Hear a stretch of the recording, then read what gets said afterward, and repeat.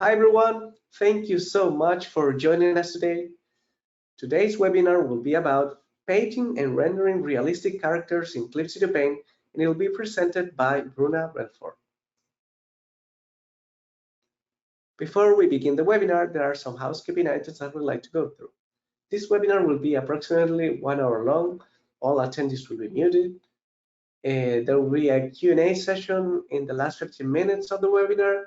Please send your questions using the GoToWebinar question panel. Also, there's a chat, but we only use it to send information. So if you have some comments or if you want to say something, please use the question panel. Due to time constraints, not all the questions will be answered. Also, this webinar is being recorded, and the recording will be shared on social media and will be sent via email to all registrants and attendees.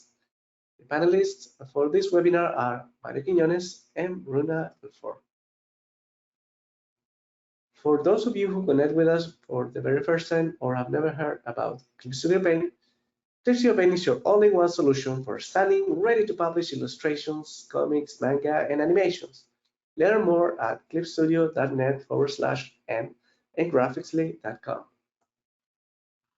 Also, if you tag us with #webinar at Bruna Belfort Artist, at Graphicsly, at Wacom, and at Clip Studio Official, we'll be sharing your stories. Bruna Belfort is a Brazilian illustrator specialized in light and color. Her work experience includes creating comics, illustrating books, and teaching art. Her style is strongly influenced by Japanese animations, and her favorite part of the painting process is experimenting with different lights and colors in each painting. So with that, I will leave you with Bruna and her presentation, Painting and Rendering Realistic Characters in Clip Studio Paint. Thank you so much.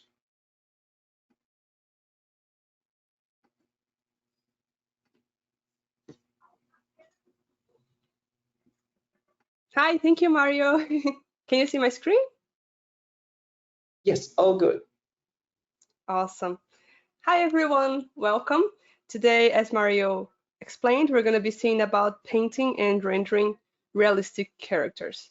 So the first thing that I want to talk about here is about what do I mean about making it realistic. I don't necessarily mean the proportions, but the painting style. So it's this type of painting where you can see there's a soft transition sometimes, and also hard edges depending on the type of shadows. So you can see here on her face, there are some subtle transitions here happening and here as well. And all of this is what we're going to see about how to make this type of edge control between the soft and the hard edge. Same with this image here, you can see there's a hard edge here and then some soft edge around here. It's important to separate that we're not going to be talking, here we have two examples. One is a more realistic approach, actually, so realistic proportions, and the painting is also kind of trying to mimic a photo. And it's not going to be this type of stylized art either, which is characterized by very hard edges. This is very typical of cartoon and anime art. And yeah, so what we're going to be seeing here the most is going to be about the edge control. What we're going to be seeing here now is, first I'm going to explain in simple spheres the difference between stylized and semi-realism. And then together we're going to paint one image. So I can show you how to do it in a practical way. So we have here an image, like just a sphere, and let's shade it stylized. I'm gonna create a new layer. I'm setting it to multiply because this is a wonderful layer mode for shading. And I can use the lasso fill and just place this here. And you can see it's understandable. You can understand what is happening here.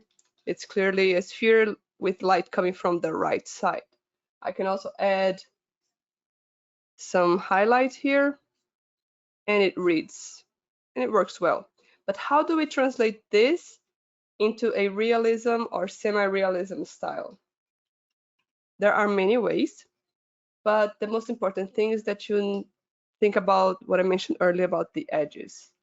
So we have here, I'm also creating a new layer, multiply. Just so you know, I'm choosing a desaturated orange color in light as well. It's a light color. And I can start painting it here. And right now, well, it doesn't look very realistic, does it? But we are gonna work this until it does. I'm pressing very, very lightly. It's something you need to keep in mind when painting realistically, is that if I press strongly, it goes like this. If I press lightly, you see that there's some transparency to it. This pen pressure is essential to make realistic art. But what if you don't have pen pressure? Then you can go to Tool Property and you can change the opacity. Let's find here on Subtool Detail on Clip Studio. It's in ink here, opacity. I can reduce the opacity and, oops, wrong layer. Now, you see, it's controlling the opacity for me if I don't have the pen pressure. So you can use these two tools to control the opacity. And then what we're gonna do here, we have this base, right? Pretty cool working, but still it has many different edges. So there's one area here, one here, another. We don't want that. What we can do is to get a blending tool, the flat brush blender, the one I use. This is a free blender I got from Clip Studio Assets store. And then I'll press it lightly to blur. The blending tool, as the name suggests, will blend the colors.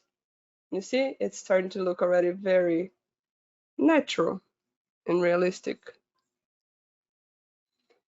It lost some of the volume, so we can add some of it back again here. And then blend some more.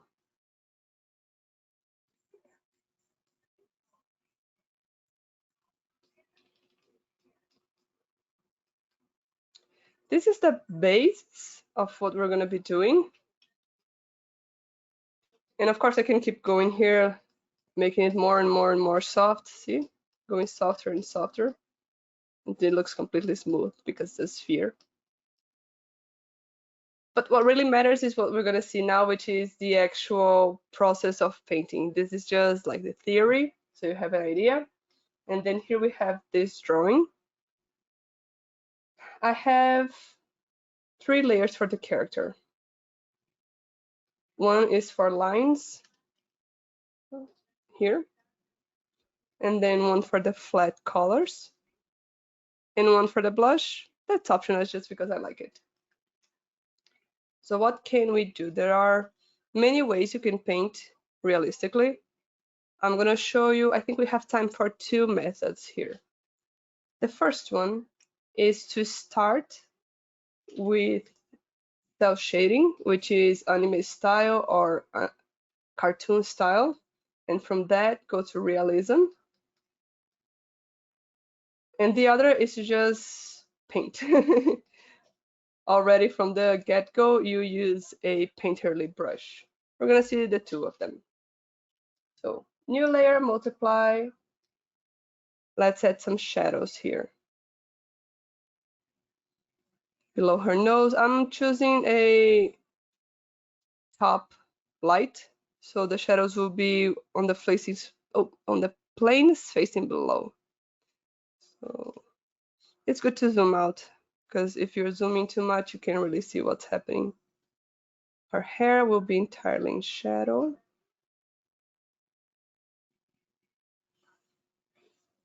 Yeah. The inside of it, because the light can't reach. Her eye here is in shadow as well. And then there's this plane change here on her face. I'm using the lasso fill for these selections.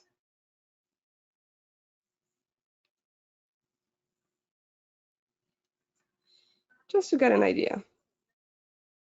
Doesn't have to be perfect. far from it. Okay, we have the base here.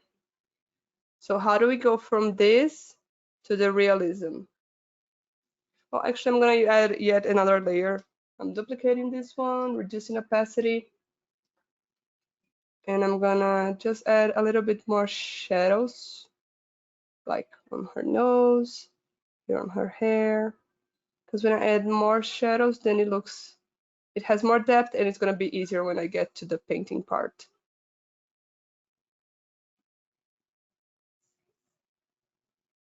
Yeah, I think this is a good basis. What are we gonna do now? I'm gonna reduce the opacity of the lines. Let me place it in soft light so it kind of disappears. Merge these layers, because when I merge them, then I can paint them. And then, like I showed you, I'm gonna come here and blend. This is the blending tool. I can just come here and blend, blend, blend.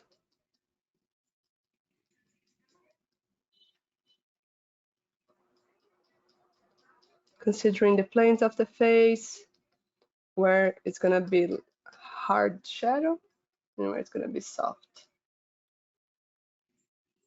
You can see because I merged all layers, it's very easy to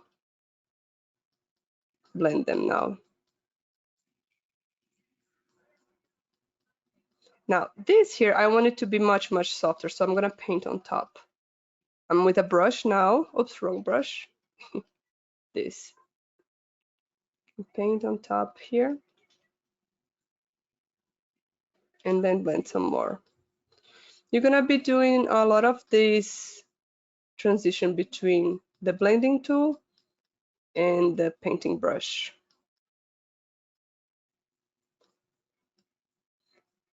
So right now you can see it's still not smooth. So what I'm gonna do is choose another type of blending tool. It's this crunchy blender. It's from the same set. You just go to Clip Studio and search flat brush blender. I think it appears. Yeah, you can see I can make it much, much smoother.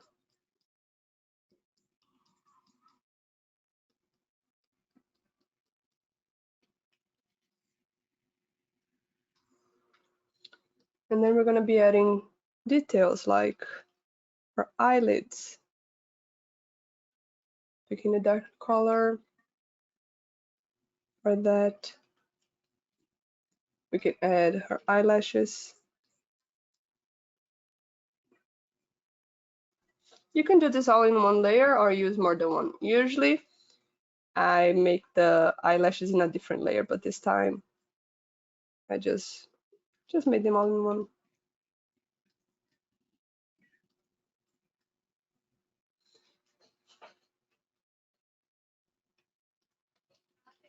Now for her nose, it's basically about pressing very lightly. This is the secret technique. We can add, look at this here. This is some reflective light.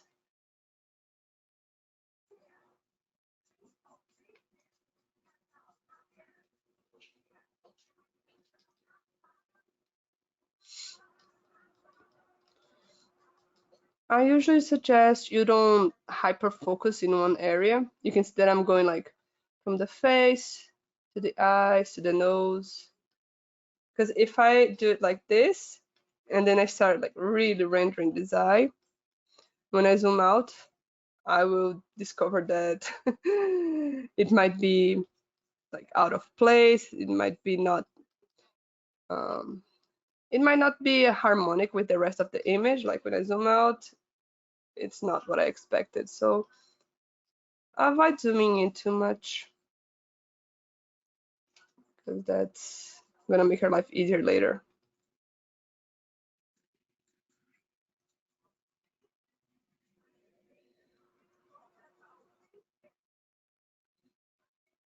From this distance is pretty good.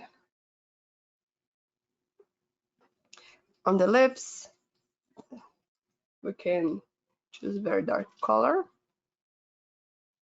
this point of contact between the lips is usually very dark.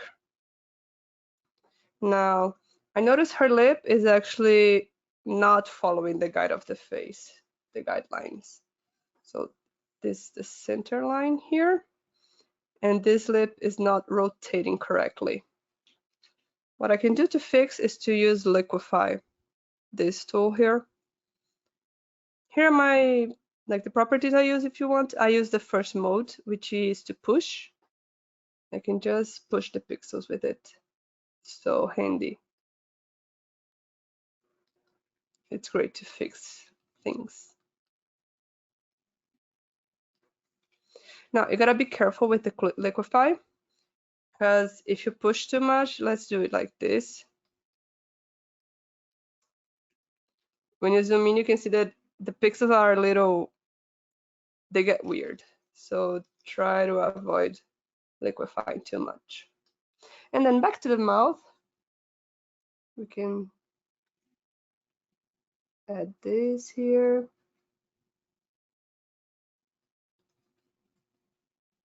All the time I am pressing Alt and color picking and painting, and then I color pick the shadow and paint, color pick the light and paint.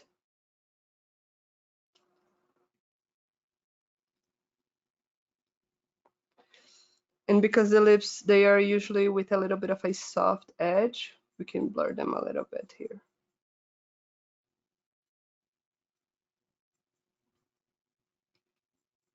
Especially near the corners here. Maybe that was too much. I just go back and fix it. Add some color to the bottom lip as well, and then blend it.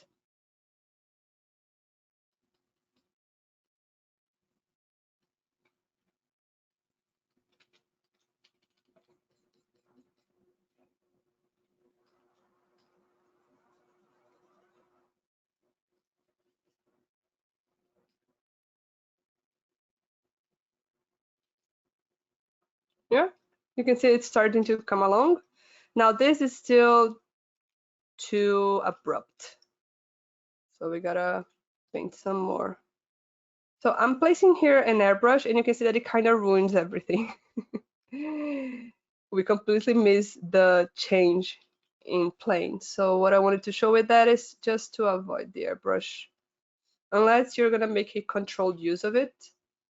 For example, let's make this eyelid here.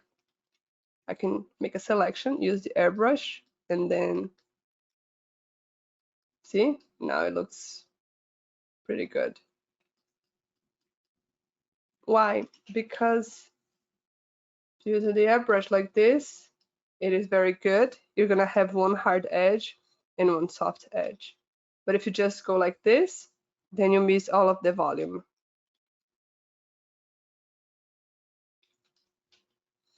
We can use different types of brushes as well. All the time here, I was using just my semi-realism brush, but it's too soft sometimes. So for example, for her eyelashes, it doesn't look really good. So now I'm using a flat brush. Let's see how it is. It is, hold on, not this. Oh. Yes, it's a circle tip shape with a low thickness here. It's just that. And then I can create nice eyelashes with it.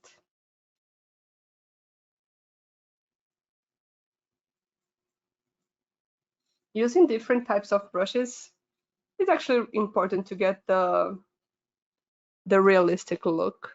Although, okay, so there is, it's a little bit hard to, let me explain. So there are pros and cons to using the different types of brushes. The pros is that you can get different materials easily, like you just saw the skin is different from the eyelash, and so because I used a different brush, made it very easy. And it just makes your life easier. But it's important that you don't depend too much on it, because sometimes people will get too obsessed with the right brush and they want to get like, well, I want this specific texture And then if you don't get this texture, then it's like you can't make the correct brush stroke, but this is all just fluff. So yeah, it's good to use different brushes, but at the same time, it's good to be able to do a lot with just one. The brushes should make her life easier, but they don't replace technique. Now for the eyebrows. This hairbrush is great for eyebrows.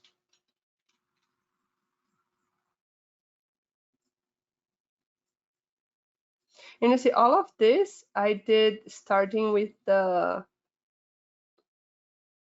cell shading style, which was making this sort of hard edge. And you can go quite far with it.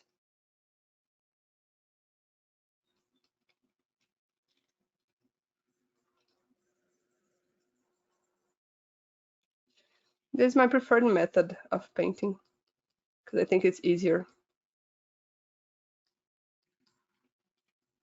You get the shadows and the lights very clear. And then you just gotta render it later. Now, another important part about the realism is the material. So you can't render everything looking the same. One of the most important aspects to show material is highlight. So let me just first paint a little bit of hair here so we can get a good base. I really need to zoom out.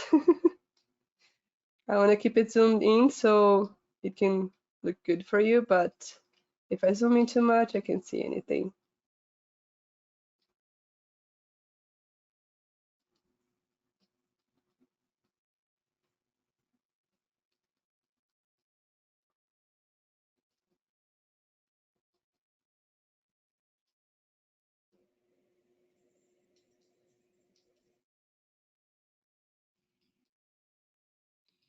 I'm darkening her hair a little bit because the highlight will show better like this.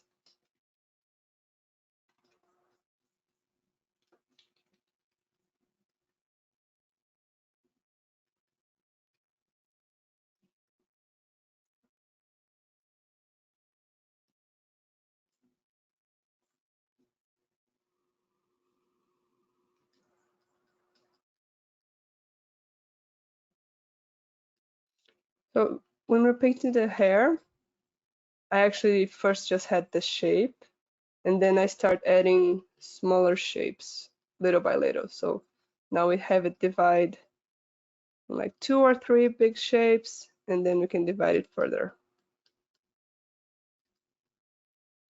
And I can come here and add like small strands.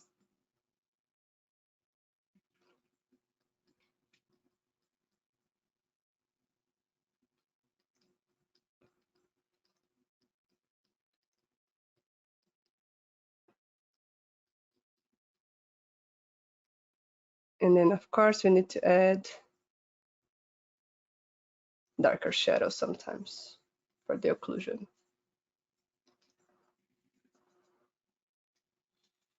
Now from here, what we're gonna do is choose a bright color, a little bit more yellow because it's sunlight, and add highlights.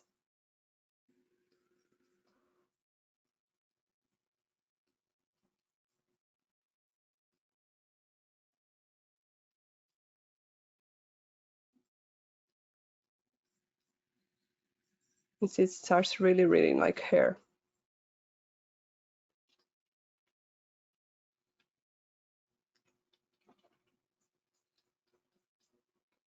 Now, this hair doesn't have enough of a value difference, so the shadows are still similar to the lights.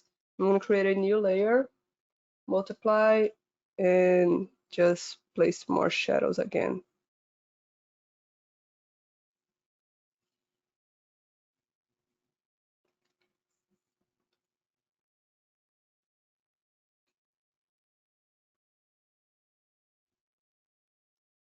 The highlight also kinda here in this area, it's not helping show the form. So I'm gonna remove it.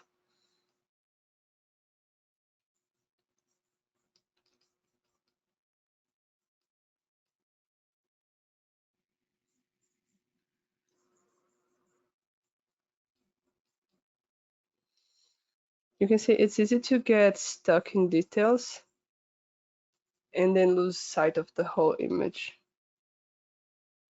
So don't let this happen. I think we can create more highlight here. I'm gonna use a screen layer. Let's see how it looks with screen.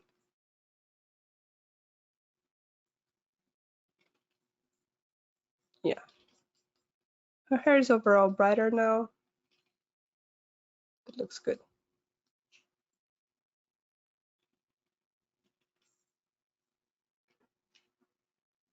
And the same, we can talk about the eyes. So adding the texture and the highlight to it will really make a difference.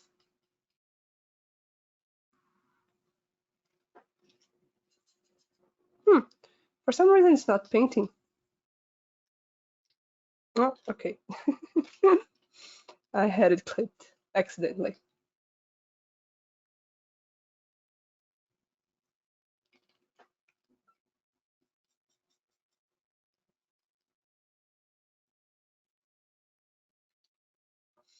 The eye usually around the edges is a little bit darker.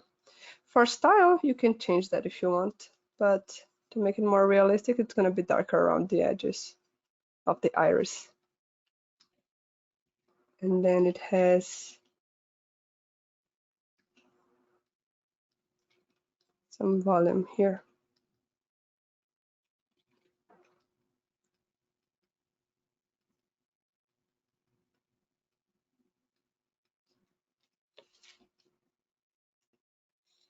The amount of detail you want to add, it depends on your style, but you can do something like this to make it more like a real eye.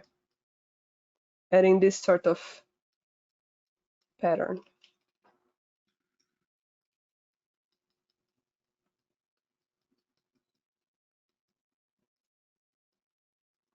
And you see, because of the like darker outside and then lighter in the middle, you can really see the volume of the iris.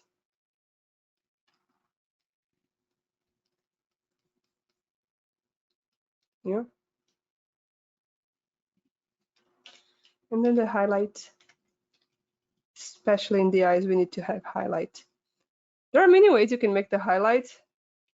More realistic would probably be like this, and then some lashes around here, some cuts, something like that. Or you can stylize it. Usually I do something like this.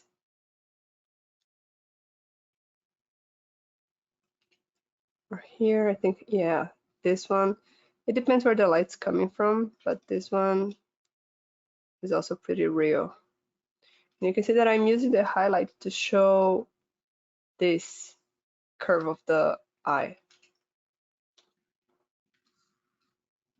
Yeah. Now, this was basically starting with the hard edge here and then painting on top like this. But you can also do it differently. So let's go back to where we were before. No, yes, just the colors to see the second way you can make a semi-realistic painting. And it's, let's select the skin, and it's just simple painting. So just choose a brush and paint. This one usually is a little bit harder to control, but it can be more fun for you, or it can create more like the type of result you want to have. It's easier with this one to add color variation, so I can come in here and start adding like all sorts of color, not with this brush. Let's use another one. Yes, a flat brush. So you can come in here and add different colors. That can look really cool as well. When you're using the blending tool, did you notice what happened here? So hold on, let me show it again. Let's say we have this here and I want to blend it. If I make a large brush, it just kind of, you can see a lot of the texture of the brush and you see it doesn't really blend the edges really well. So what you need to do is to make a small brush and then be patient with it.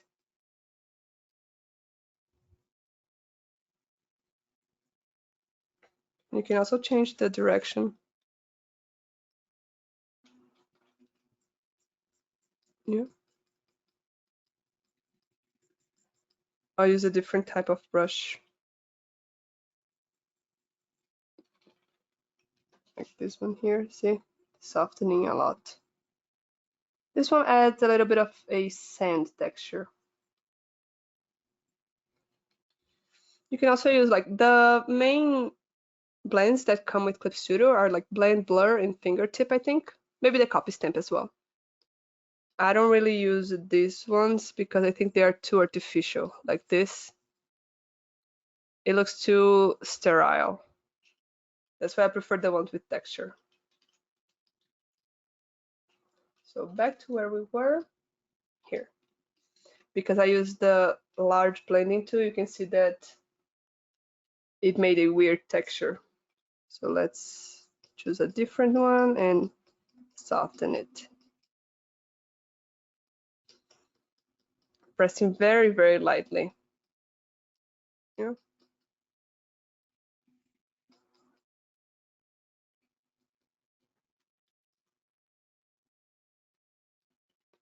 And then you go and just paint, paint, paint. And blend. Paint and blend. You can do a lot with that.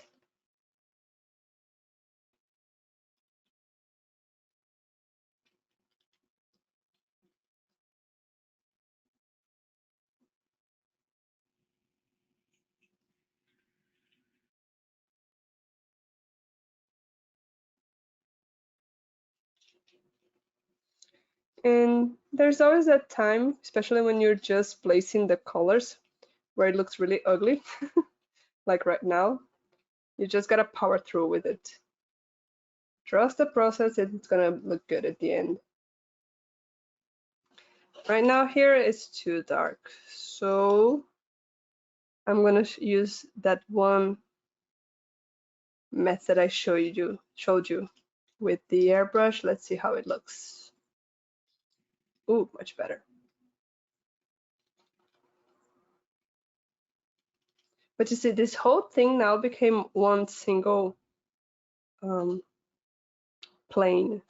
There's no changing here. Maybe I could come in here and change it a little bit more.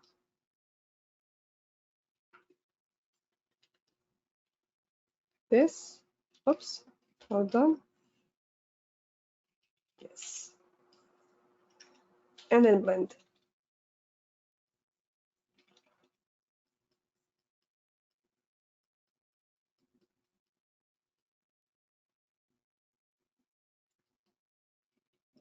So now let me get something here for you guys. Just a second, because I want to show you a little bit more about this part of blending and how the image might look a little weird, but then it gets better. What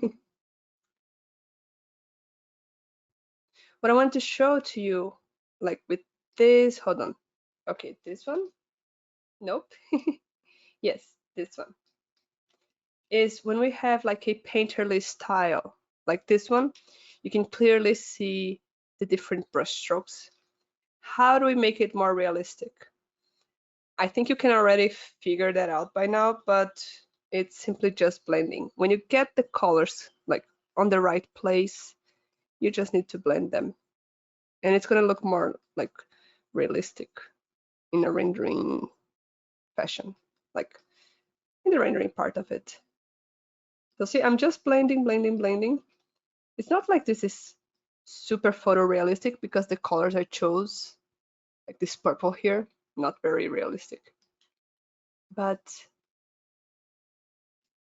you can see, right, that it already looks much more realistic.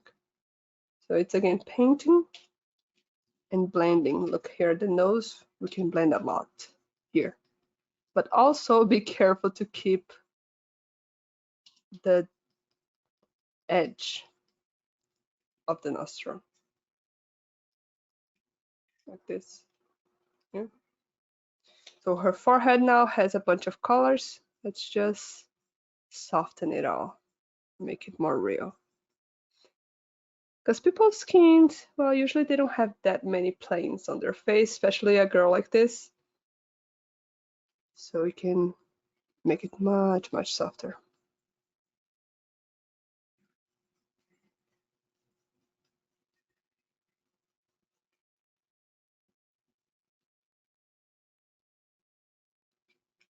Now, does this mean that you're gonna soften everything?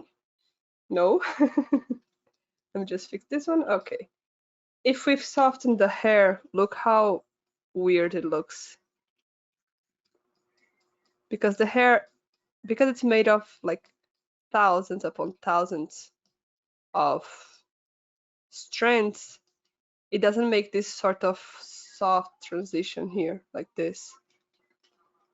For the hair, it's usually better to actually have the divisions, the hard edges. See, now it looks more like hair.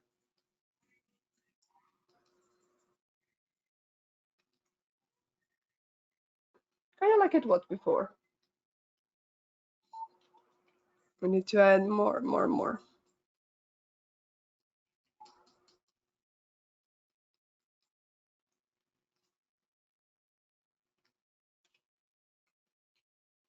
And now you can see before a painterly style, and after, just by softening it, very, well, very is a strong word, but it's quite realistic. Again, it can't be very because of the colors I chose, and I will need to spend more time painting it here, but like, and we can add more details like this, the crease of the eye, some highlight here on the eyelids.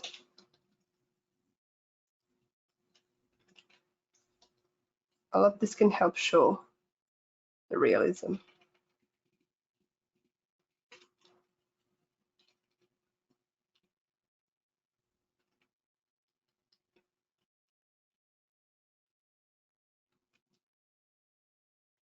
Yeah, before painterly, after realist. And then to practice this,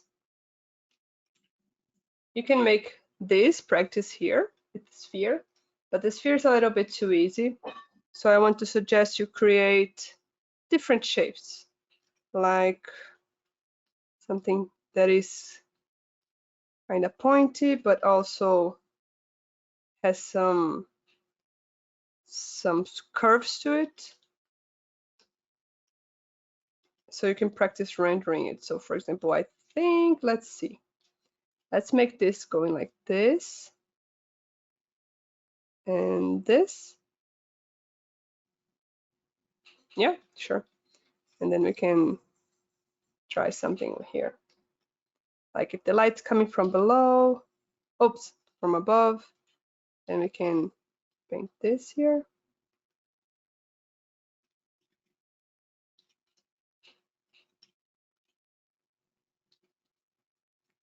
And making this type of practice, I accidentally got the wrong layer. Okay, now it works.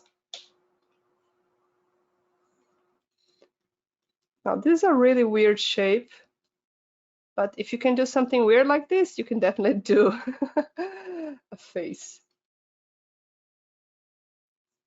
right? So just making this type of study so you can practice the softening, the rendering, when to place hard edge, when to place soft edge. This is really gonna help. These are called form studies. If you look them up on YouTube, you can find a bunch of videos about it. They're really good. Now I think that's it. Mario, we can get to the questions. Well, thank you so much, Bruna. So thank all of you who joined us today. And let's go with some questions. For example, this one from Tamara. How do you know when to stop rendering so as to not over render and flatten the image? That's a great question. It happens sometimes. Usually, the first thing is zooming out, because then it's easier to keep track. Like, let's say I'm doing this here. And now I've kind of lost her cheek. There's not a lot you can do, just be mindful. That thing that I mentioned about like rendering a little bit the cheek and then a little bit the eye, this really helps, because when you look at the cheek again, you have like a new point of view. Because if you work on this area for a long time, you start getting kind of numb to it and you stop seeing the mistakes. So you work on another area and then go back, or like here and then go back. That can help. And the other thing is just to keep a bunch of backups. Let me show you just the clip file for, I think this one maybe doesn't have a lot of them, but I usually create many backups. Let's see if this one has it. Because this one was a quick study, so I don't do a lot of them. But, oh, I do. See, okay, let me show you. So this is the original file, right?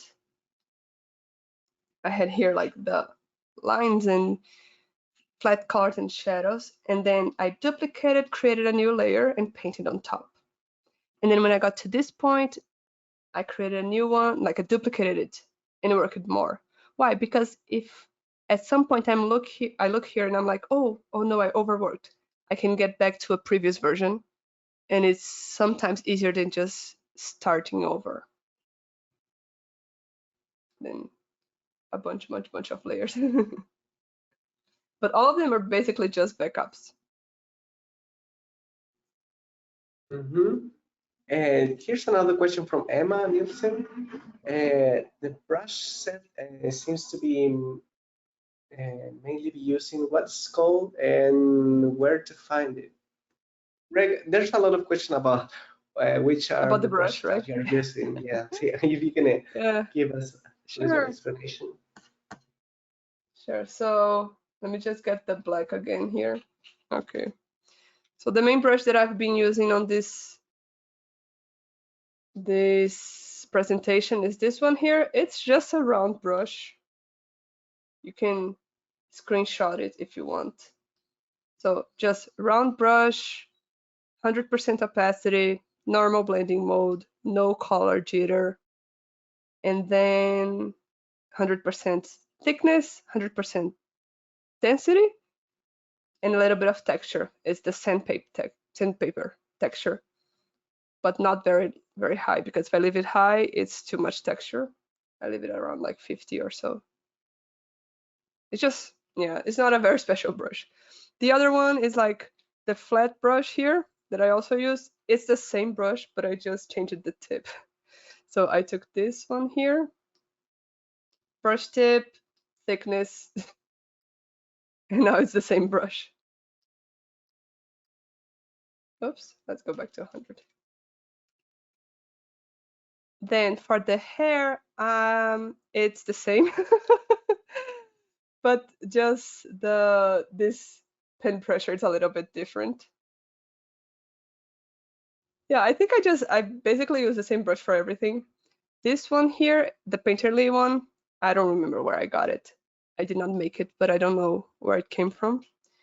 And then the blending tool, I think if you look for flat brush blender on Clip Studio Assets, it's a pack with like 10 brushes or so. All of this here, I only use the flat brush and the crunchy blender. It's a free pack. It's one of the most downloaded ones as well. Oh, can I show it here? with the Clip Studio Asset Store? Yeah, for sure. Let me just open it real quick.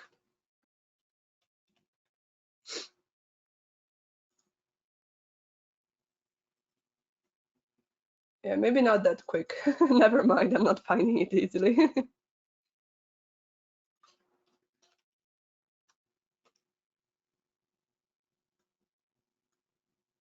Maybe it's Textured Blender, the name.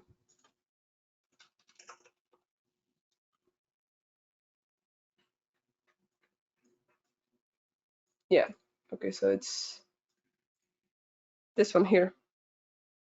ID 1904941, Textured Blenders.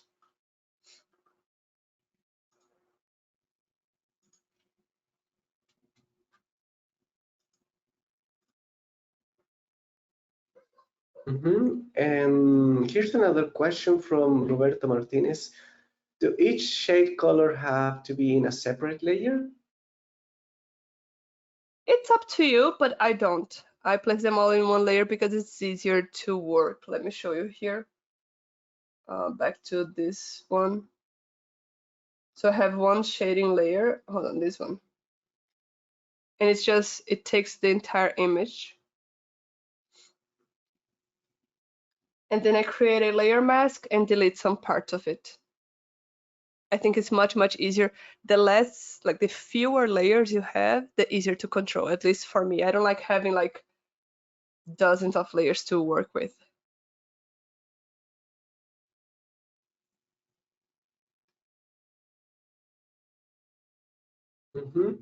And there's a lot of question regarding the lasso tool. Is it a tool you use a lot?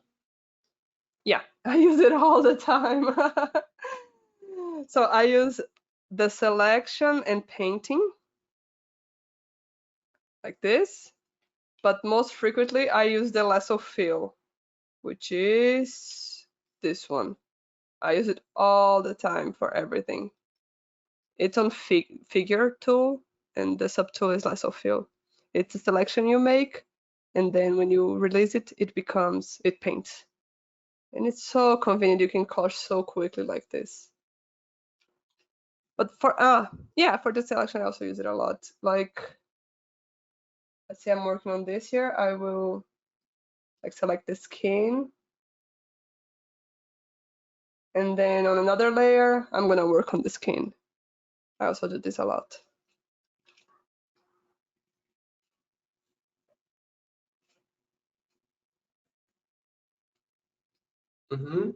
And there's another question from Jasmine.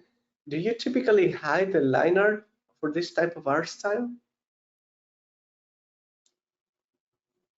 What I usually do, let me get another one here that is more realistic.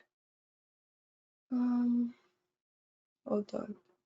Oh no, it's gonna be too heavy. So what I usually do, let's go back here to this one. I place the line in soft light because it kind of disappears in soft light, see? But frequently I will, like when I'm merging the layers, I will erase most of it. So like I don't need lines on the hair, on the skin here. I'm just gonna leave around like nose, mouth, and eyes. That's usually what I do. And then as I paint, the lines disappear.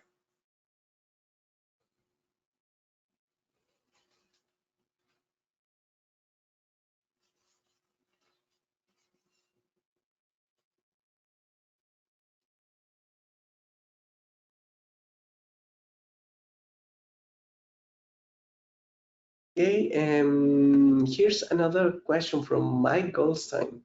Can you explain the liquify tool again? Also, where can I Yeah, find it? sure. Yeah, sure. So the liquify tool, I think it's just here on the toolbar. You see it has this symbol here, liquify, and it pushes the pixels. So see, I can push a lot of it. Let me just like this, a lot. But I can very softly like do very small changes to it. pressing lightly. Let's say I want a bigger nose here, bigger mouth, right? So I can do all sorts of changes with the Liquify. It has other features as well, like enlarging. She's looking a little alien now. Or pinching. But the one I use the most, I almost never use the other ones. It's just this one, just the push. Because if I want to enlarge, I can just push outside like this, and it enlarges.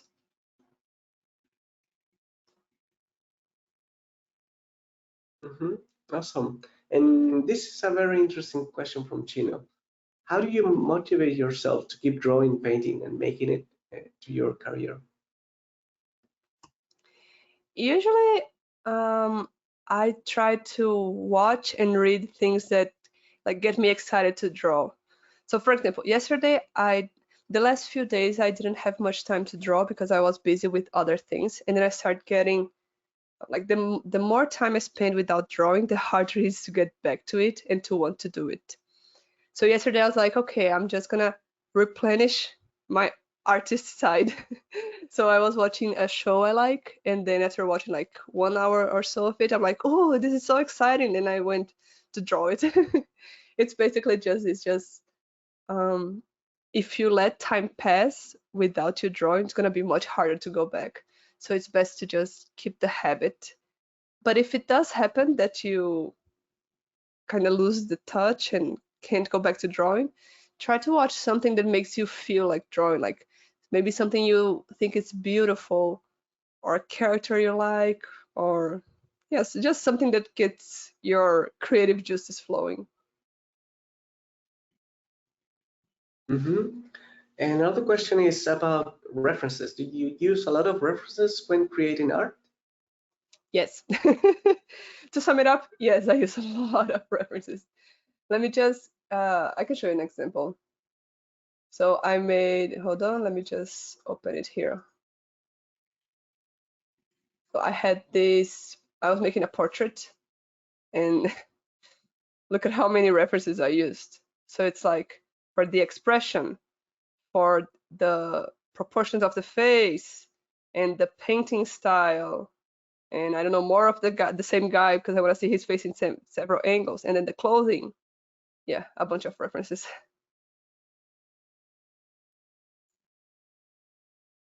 Well, thank you for sharing that. That was awesome. Yeah. And well, unfortunately, our time is limited, but before we go, can you just share one last tip or suggestion to anybody who is still struggling with creating this type of art?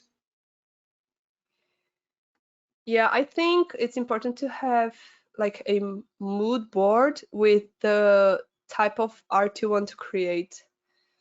So when I'm making semi-realistic art, because it's not the method I make the most, like the actual soft one, like this, I have a board like the one I just showed you, but with a lot of painting from other artists I admire.